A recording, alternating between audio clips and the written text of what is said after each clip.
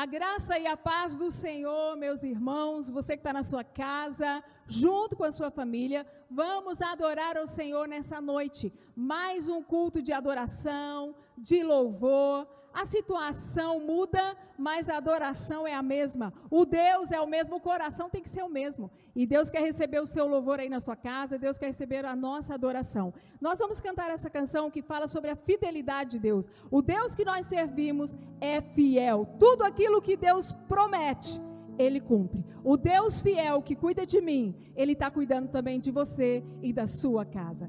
Vamos adorar o Senhor. Aleluia, glória ao teu nome, Jesus. Deus bendito, aleluia, Senhor. Oh, Deus maravilhoso. Sei que estás aqui, Senhor.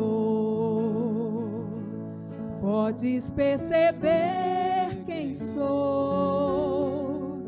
Podes ver se há em mim um verdadeiro adorador. A minha oferta eu ofereço a ti, Deus meu, para reconhecer que nada tenho, tudo é teu. Quero te adorar, ainda que a figueira não floresça.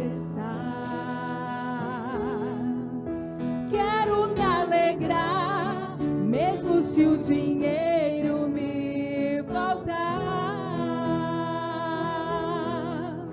A vitória vem, mesmo que pareça que é o fim.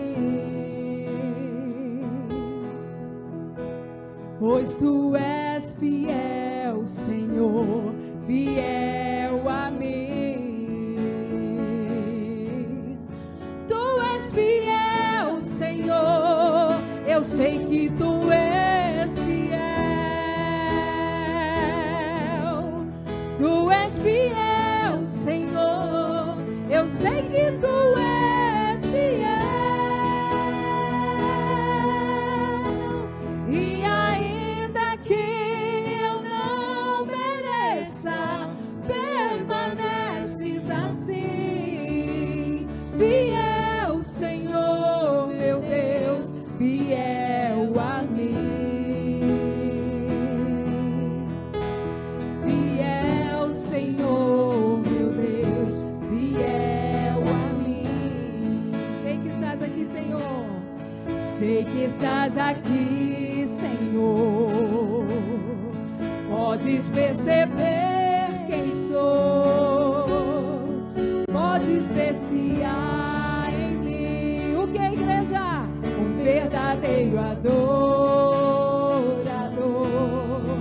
A minha oferta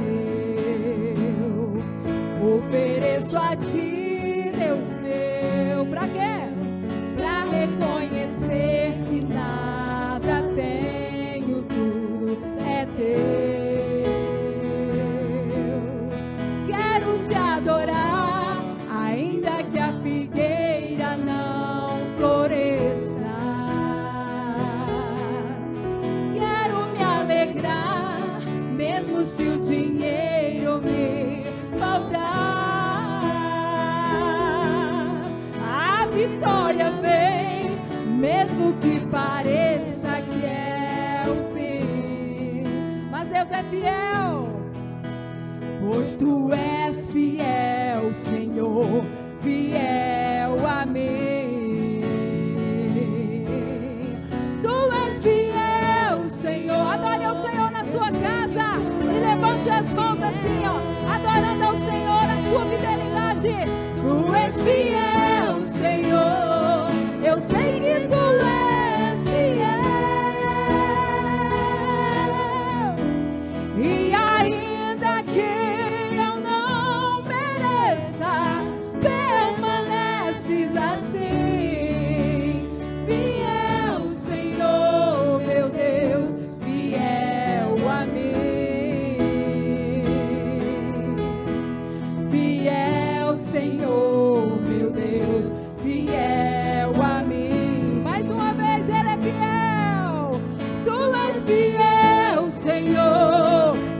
sei que tu és fiel. Tu és fiel, Senhor. Eu sei que tu és fiel. E ainda que eu não mereça, permaneces assim. Fiel, Senhor, meu Deus, fiel a mim. Fiel, Senhor, meu Deus, fiel a mim. Aplauda o Senhor Jesus na sua casa. Ele é digno de toda honra, de toda glória. Deus tem cuidado de nós, irmãos. Deus está no controle de toda essa situação. E por mais que tudo isso que nós estamos vivendo pode trazer ansiedade para o nosso coração, preocupações, não se esqueça, não esqueçamos que o Deus que nós servimos é o Deus que está no controle de todas as coisas. Deus está cuidando de você, da sua casa, da sua família. Vamos crer, vamos depositar a nossa confiança no Senhor. Nós sabemos que o que nos dá força para levantarmos todos os dias é o Espírito Santo de Deus. Ele nos ajuda a levantarmos e a continuar lutar e crendo naquilo que Ele tem prometido para todos nós. O Espírito Santo de Deus é o nosso Consolador. Vamos adorar o Senhor com essa linda canção. Aleluia! Glória ao teu nome, Senhor Jesus. Nós te bendizemos, Pai. Oh, Deus bendito. Espírito Santo de Deus. Vai tocando em cada coração, Espírito Santo. Espírito Santo, meu Consolador. Espírito Santo, sabes quem eu sou, e mesmo assim se importas comigo. Ele se importa com a gente, e mesmo assim, aonde Ele mora? Moras em mim. Então canta bem bonito assim. Tu és santo, tu és santo. Que outra palavra se faz necessária para te descrever? Tu és santo, tu és santo. Procuro palavras para te descrever, Espírito Santo. De novo. Espírito Santo, meu Consolador. Aleluia, Jesus. Espírito Santo, sabes quem eu sou, e mesmo assim se importas comigo, e mesmo assim moras em mim. Adore ao Senhor.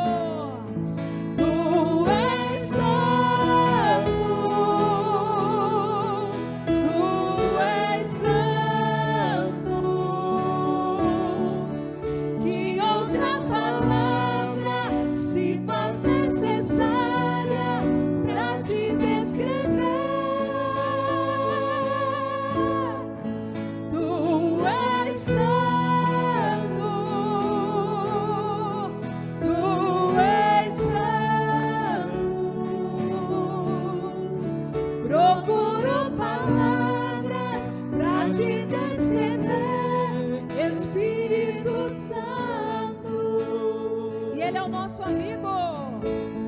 Amigo, abrigo, renovo, consolo, Espírito Santo de Deus, que fala comigo, que ora por mim, com gemidos inexprimíveis, em todos os momentos, vem me convencer o quê? Que sou dependente de Deus. Tu és santo, tu és santo. Que outra palavra se faz necessária para te descrever? Tu és santo, tu és santo. Procuro palavras para te descrever, Espírito Santo. Aleluia, glória a Deus. Irmãos, a graça e a paz do Senhor, é uma alegria para nós estar aqui mais uma vez e saber que do lado de cá nós estamos sendo assistidos por você, aí na sua casa, tá? Como eu venho dizendo desde o primeiro culto online que nós fizemos, para nós também é uma experiência nova. Se para você é algo novo, cultuar a Deus de casa, não é verdade? Para nós também, fazermos um culto sem você aqui nos assistindo é algo novo. Mas Deus tem nos abençoado, porque nada pode impedir a igreja, nada pode parar a igreja, e muito menos o povo de Deus. Que Deus abençoe você aí na sua casa, tá? Nessa quinta-feira, que Deus abençoe todas as pessoas, você que é da igreja, você que não faz parte da igreja, mas você que nos privilegia, nos alegra, nos honra com a sua audiência. Obrigado por você estar nos assistindo, tá bom? Que Deus abençoe você aí onde você está também. Eu quero, após esse louvor, após esse período, esse momento de adoração, eu quero que você, por favor, se assente aí, fique perto de quem você ama, de quem é importante para você, e faça o possível para não sair daí, tá? Vamos ouvir a palavra do Senhor. Abra a sua Bíblia no livro de 1 Crônicas, no capítulo 12, versículo 33. Primeiro livro das Crônicas, capítulo 12, versículo 33, tá? Diz assim a palavra do Senhor: de Zebulon, dos que saíam ao exército, ordenados para a peleja com todas as armas de guerra, 50.000, também destros, para ordenarem uma batalha com coração constante. Eu vou ler novamente, está escrito assim: de Zebulon, dos que saíam ao exército, ordenados para a peleja com todas as armas de guerra, 50.000, também destros, para ordenarem uma batalha com coração constante. Por favor, feche os seus olhos, vamos falar com Deus. Amado Deus e eterno Pai, bendito seja, Senhor, o teu santo e glorioso nome. Obrigado pelo privilégio, pela oportunidade que temos de nos reunir como família, nos nossos lares, meu Deus, aqui onde estamos, para adorar ao Senhor. Nós queremos te adorar, Senhor, porque nós somos reconhecedores do bem que o Senhor tem feito a nós, e também somos reconhecedores que o favor de Deus que tem feito a diferença em nossas vidas.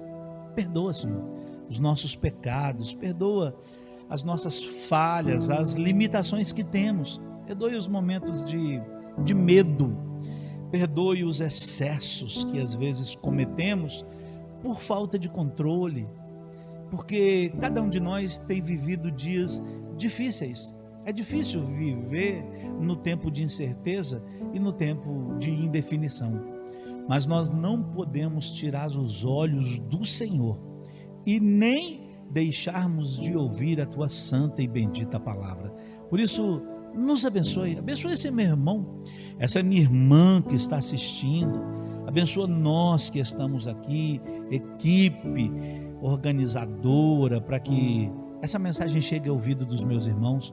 Sê conosco e que a boa mão do Senhor seja sobre cada um de nós, no nome de Jesus. Amém. Amém, meus irmãos. Queridos, para que você entenda um pouco do versículo 33 do capítulo 12, antes desse texto aqui, depois que Saul é morto, a Bíblia diz que todo Israel coroa, ou pelo menos tem a intenção de estar presente na coroação de Davi. A Bíblia diz no capítulo anterior que Davi foi ungido rei em Hebrom, e todas as pessoas, todo Israel se dirigiu para Hebrom, foram para lá, porque Davi tinha um desejo no coração, e o desejo do coração de Davi era conquistar Jerusalém, porque Jerusalém ficava numa posição estratégica, e Davi tinha um desejo que Jerusalém fosse a capital do reino. Então, todas as tribos, se você ver no versículo 23, tem uma relação de todos os soldados que se dirigiram para onde Davi estava, em Hebrom, se oferecendo para guerrear com Davi, após Davi ter sido ungido rei, para poderem conquistar, para irem para essa batalha, para essa peleja, né, onde o objetivo era a conquista de Jerusalém. E se você ler a partir do versículo 23, tem uma relação, uma descrição de quem eram esses soldados, qual tribo eles pertenciam e quais as suas características principais, ou o que eles sabiam fazer melhor, né? Então vieram soldados de todas as tribos, tá? E nas descrições, por exemplo, quando a Bíblia fala sobre a tribo de Simeão, chama os soldados da tribo de Simeão de valentes. Quando é mencionado sobre os soldados da tribo de Efraim, é dito que eles eram soldados ousados. E quando é dito sobre a tribo de Issacar, é dito que eles eram estrategistas de guerra. Mas quando é mencionada a tribo de Zebulon, o que me chamou a atenção no versículo 33, que eu li do texto, e é a base daquilo que eu quero compartilhar com você, é justamente isso aqui.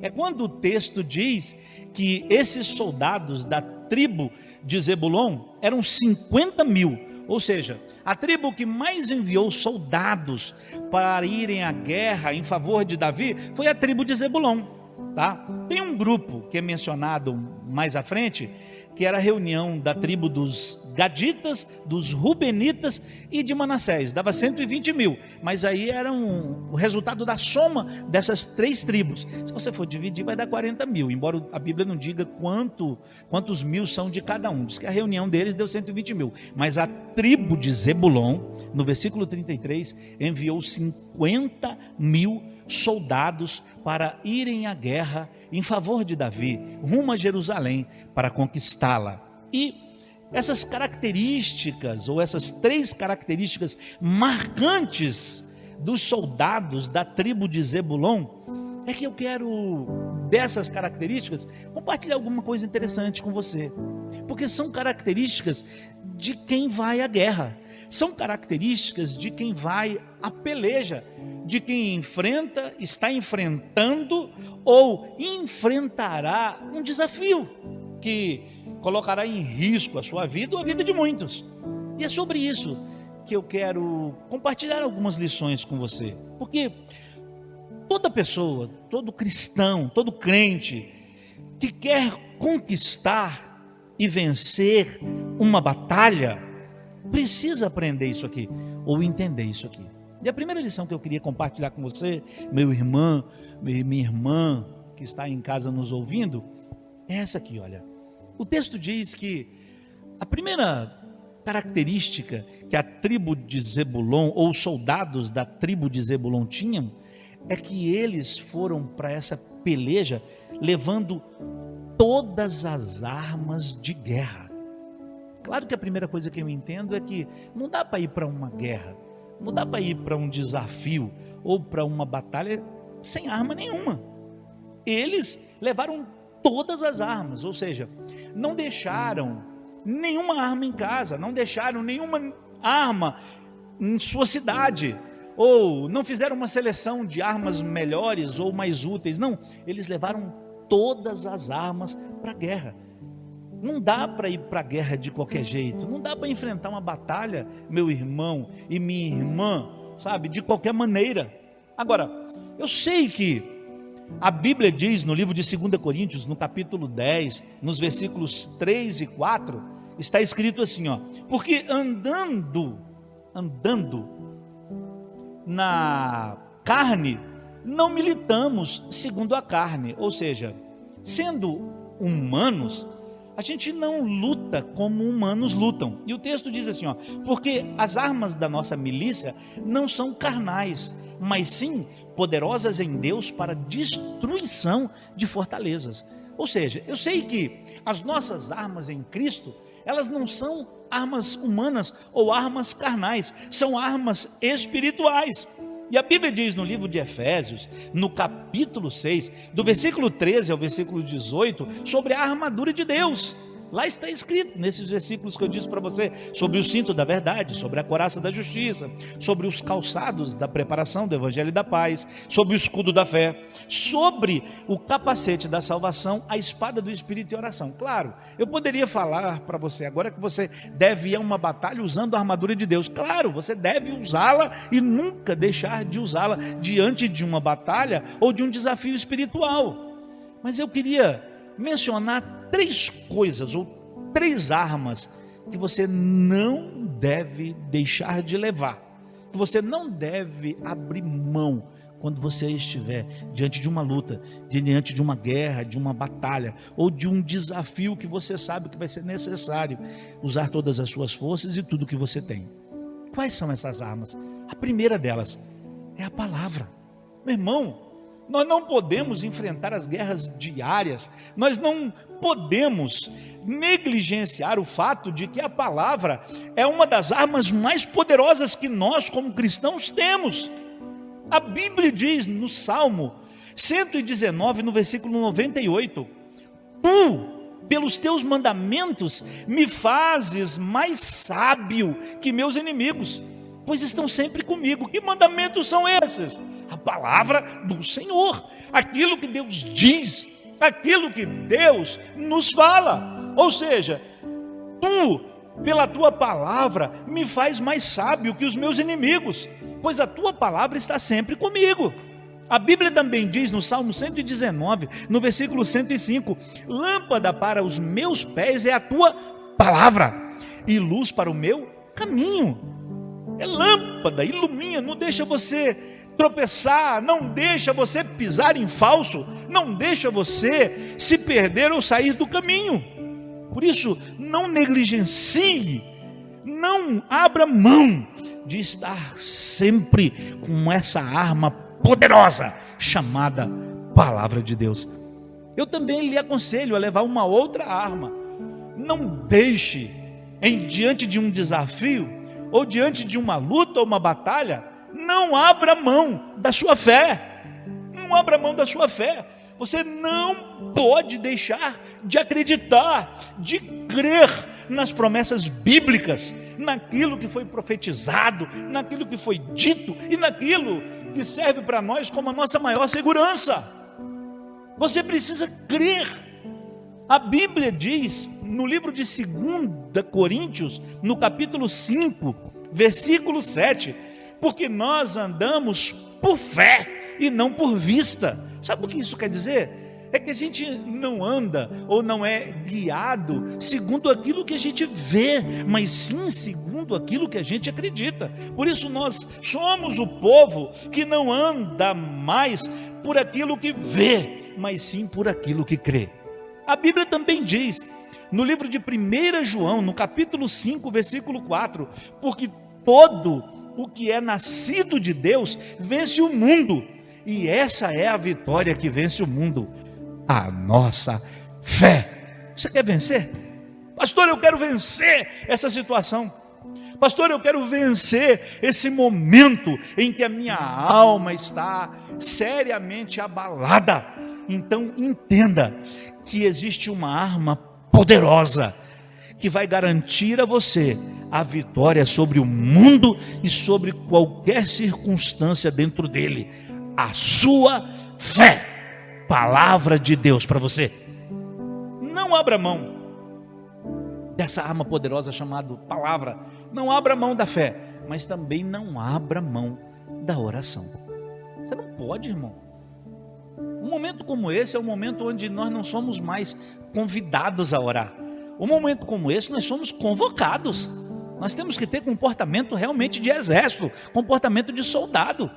O mundo nunca precisou tanto e nunca necessitou tanto da oração do povo de Deus.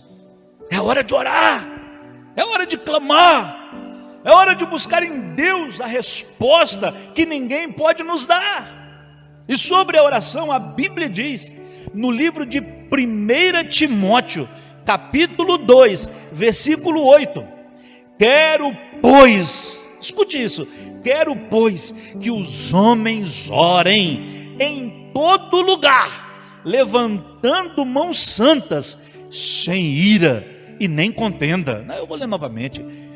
Quero, pois, que os homens orem em todo lugar, levantando mãos santas, sem ira e nem contendas. Quer mais um? A Bíblia diz no livro de Filipenses, no capítulo 4, versículo 6: não estejais inquietos por coisa alguma, antes as vossas petições sejam em tudo conhecidas diante de Deus pela oração. Olha que lindo! Sejam em tudo conhecidas diante de Deus pela oração e súplicas com ações de graças. Irmão, é momento de nos sentirmos arregimentados e convocados. Nós somos o povo que tem a grande responsabilidade de proclamar e provocar por meio do clamor a mudança que o planeta precisa e que a nação anseia experimentar. Há poder no nome de Jesus. Amém, povo do Senhor? Então, eu preciso entender que eu não posso deixar nenhuma dessas três armas. Eu não posso abrir mão de nenhuma delas e nem esquecer-me de nenhuma delas. A palavra, a fé e a oração. Palavra, entendimento. Fé, esperança. Oração, dependência. São armas poderosas em Deus. Em segundo lugar, outra característica que os soldados da tribo de Zebulon tinham, o texto diz que eles eram destros. Destros. Pastor, eu não entendi, então eu vou explicar, tá?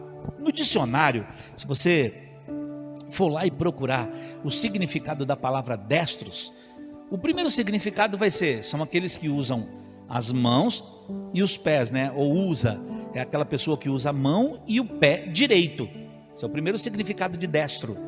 O segundo significado de destro é aquele que está à direita. Você já deve ter lido ou ouvido alguém pregar sobre versículos que dizem que Jesus está à destra do Pai, à direita do Pai. Então também destro aquele que está à direita.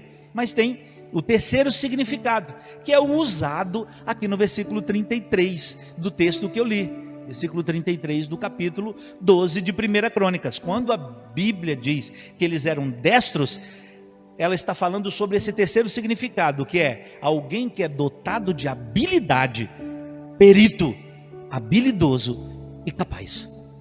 Era isso, ou era essa segunda virtude ou característica que os soldados da tribo de Zebulon tinham. Eles eram dotados de habilidade, eles eram peritos, eles eram habilidosos e eles eram capazes. Irmão, às vezes pode acontecer de alguém ter as armas, não abrir mão das armas, mas não saber, ou não dominar e nem saber usar as armas que tem.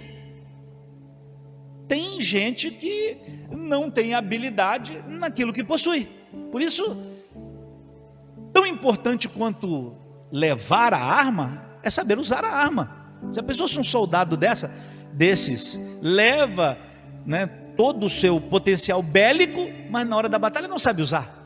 Não, o que é? É lança? Não, é escudo? Não, é espada? É o arco agora? É a flecha? O que é? A mesma coisa pode acontecer conosco. Talvez você é alguém que não tem deixado armas para trás, mas talvez seja alguém que não tem usado, ou não as tem usado na sua totalidade, ou na sua forma mais plena. Por exemplo, em relação à palavra, você lê? Não, pastor, eu tenho uma Bíblia em casa, mas você lê? Você abre quantas vezes a sua Bíblia? Não, pastor, eu só abro na igreja, eu só abro no dia de culto. Não! Você não pode ter uma arma tão poderosa como essa dentro de casa e não a está usando, ou não usá-la.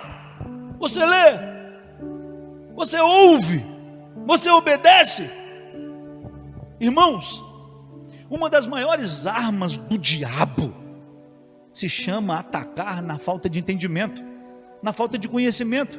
E existe um versículo na Bíblia que diz: o meu povo está sendo destruído porque não está orando, o meu povo está sendo destruído porque não está cantando, o meu povo está destruindo por qualquer outro motivo. Não, o texto diz: o meu povo está sendo destruído por falta de conhecimento, ou por falta de entendimento. Corinho não assusta Satanás e seus demônios. O que assusta, o que estremece, o que põe medo no inferno é o conhecimento, é o entendimento da palavra de Deus. Por isso, você tem usado bem essa arma? Você é habilidoso nessa arma? Você é capaz nessa arma chamada palavra? E em relação à fé, como você tem usado essa arma? Irmão, crer ou acreditar é sempre seu primeiro recurso, a sua primeira alternativa? Ou só depois que você tenta tudo e não consegue? Ou só depois que você tenta todas as possibilidades e alternativas que você tem, e aí você não consegue, dá tudo errado, aí você se lembra: não, mas esse negócio aqui só Deus. Esse negócio, agora sim, eu já tentei de tudo, só Deus agora. Poxa, só agora? E por que não antes? Por que só agora? Sabe, se o Senhor fosse sempre a nossa primeira opção, a gente deixaria de experimentar tanta coisa desagradável, tanta coisa que não nos faz bem, mas nem sempre é a nossa primeira opção. Por isso, você também não pode considerar a possibilidade, ou viver considerando a possibilidade de que o Senhor seja só mais uma opção, ou só mais uma alternativa. Eu vim te dizer que Ele é a opção e a alternativa. E como você tem usado essa terceira arma, chamada oração? Em relação à oração, você é habilidoso? Você é capaz? Você é alguém que está usando com habilidade a oração? Sabe por quê, irmãos? Porque se tudo que você vive, se tudo que você experimenta não fosse resultado da misericórdia nem do amor de Deus, suponhamos que tudo que você e eu, se tudo que nós experimentamos hoje, se tudo que nós temos e que somos, fosse resultado só da nossa oração, fosse resultado direto da sua oração, e não do amor e da misericórdia de Deus, como você estaria? Irmãos, o que nós vivemos e experimentamos, ainda bem que é resultado também do amor e da misericórdia de Deus. Se dependesse só da nossa oração, mas é uma pergunta que a gente tem que fazer para si mesmo. É mais ou menos assim. Eu me lembro que na época que eu me converti, o pregador que estava pregando fez a seguinte pergunta: se toda a igreja orasse como você ora, o que seria dela? Se toda a igreja, se tudo na igreja dependesse da sua oração, como estaria a igreja? Irmãos, eles eram habilidosos. Eles não só levaram todas as armas, como sabia ou tinham habilidade para usar cada uma delas. Então, use com habilidade, use com graça e com capacidade as armas que você possui. Seja habilidoso na palavra de Deus. Seja alguém capaz na hora de crer. E seja alguém com muita habilidade, sabe? Com muita vontade, com muita autoridade e com muita propriedade para orar também. Eu quero encerrar falando sobre o último ponto dessa mensagem. O texto diz que eles levaram todas as armas, o texto diz que eles eram habilidosos, capazes e competentes, mas o texto termina dizendo que eles foram para a batalha com um coração constante. Eles foram para a batalha com um coração constante. Pastor, como entender isso melhor? Eles foram para a batalha com um ânimo resolvido. Ou eles foram para a batalha resolvidos, sem titubear, sem oscilação, sabe? Sem coisas mal resolvidas. Não, se não der errado eu volto para trás. Não, se acontecer qualquer coisa lá que eu me desagrado, olha, se Davi dizer um negócio aí que eu não gostei, veja bem, se alguém do pelotão mais próximo, o soldado do meu lado, se eu não for simpático com ele, se ele não for simpático comigo, se eu não me identificar com ele, eu volto para trás, eu volto para a tribo, eu volto para o lugar de onde eu saí. Eles foram resolvidos, sabe? Nenhum tipo de imprevisto, nenhum tipo de percalços, nenhum tipo, sabe, de problema os fariam recuar ou voltar atrás. Sabe por quê? Porque eles foram resolvidos, eles foram com um ânimo, sabe, com um coração, como diz o texto sagrado, com um coração constante, com um coração resolvido. Pastor, mas o que isso tem a ver comigo? Sabe o que, amado? Nesse momento agora que a gente está vivendo de pandemia, uma das coisas que mais acontece, e veja bem, não é incomum isso, porque essas coisas trabalham com o nosso emocional, elas mexem, elas nos sacodem emocionalmente. Agora, como enfrentar uma batalha com oscilações emocionais? Não é verdade?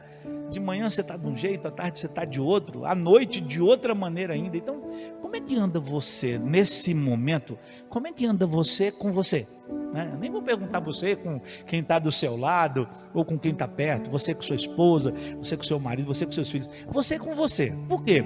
Porque se você estiver bem com você, dificilmente você estará mal com alguém. Eu costumo dizer que quando você se resolve, fica mais fácil você resolver os outros, né? Ou pelo menos tentar resolver os outros. Agora, quando você mal consegue se resolver, como você consegue ajudar alguém a resolver-se também? Então, como anda você com você? Você com você mesmo? Porque em uma batalha, a gente precisa estar resolvido, irmãos. A gente precisa estar equilibrado, né? Não dá para ser nem pessimista, mas também não dá para ser precipitado. Tem que haver uma linha, né, no meio disso tudo para a gente andar. A Bíblia diz que nós devemos ser simples como a pomba, mas também devemos ser prudentes como a serpente. Esse é um versículo que trata disso, equilíbrio.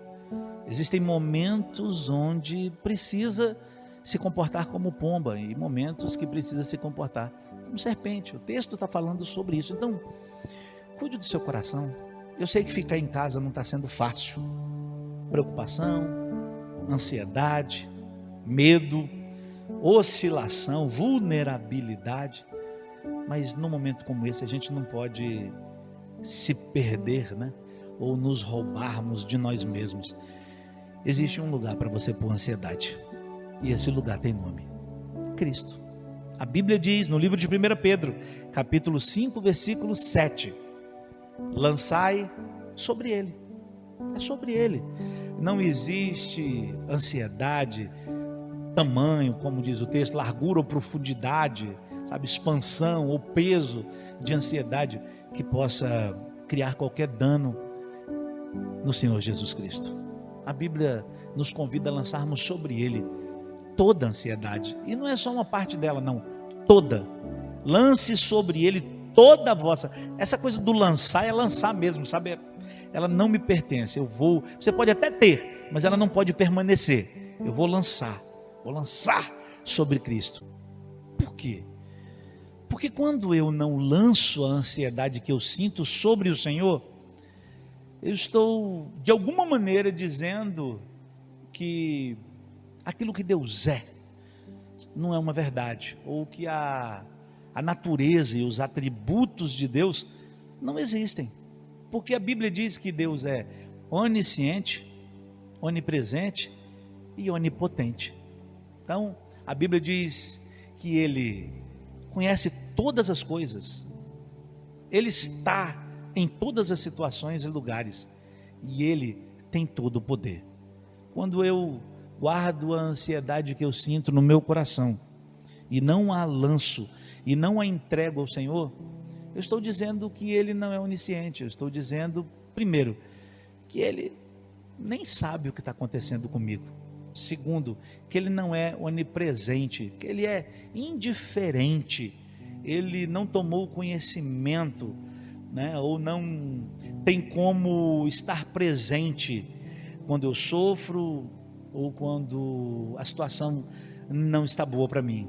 E onipotente, né? Quando eu, ao invés de lançar a minha ansiedade de Deus, eu acabo dizendo com o meu comportamento que Ele não tem poder para mudar essa situação.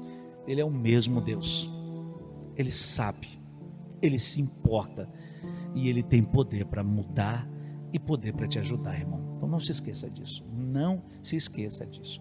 Espero que essa palavra encontre um lugar no seu coração, que você se abra para ela e permita que ela possa produzir frutos na sua vida, sabe, a aplicação diária, né, da sua vida. Mas antes de encerrar, eu queria dar a oportunidade a você que está nos assistindo, porque não que nós não tenhamos consciência do que estamos dizendo, temos sim.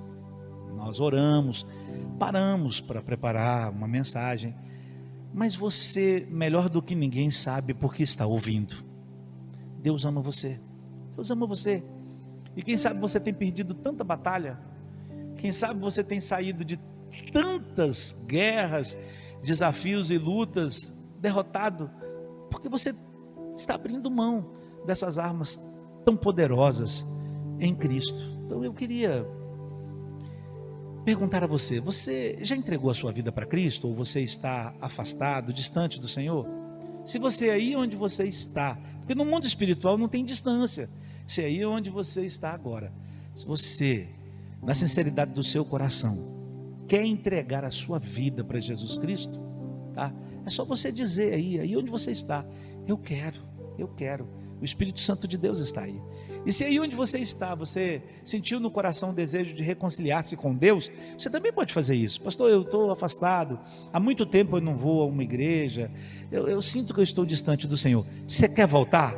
Se você quiser, aí onde você está também, é só você fazer isso, tomar essa decisão, e eu oro por você. Quero fazer uma oração.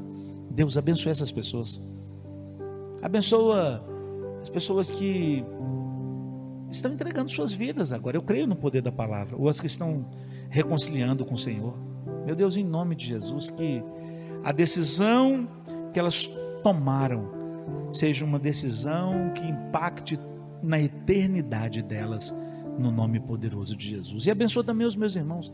Guarda esse povo, Senhor Deus, guarda as ovelhas, guarda o teu rebanho, guarda os teus filhos, guarda a nossa vida, a nossa casa, nossa família, e que nós possamos sair dessa mais fortes, possamos sair dessa sabendo mais, conhecendo mais e revendo um monte de coisas em nossa vida. Sê conosco e nos abençoe, no nome de Jesus, amém.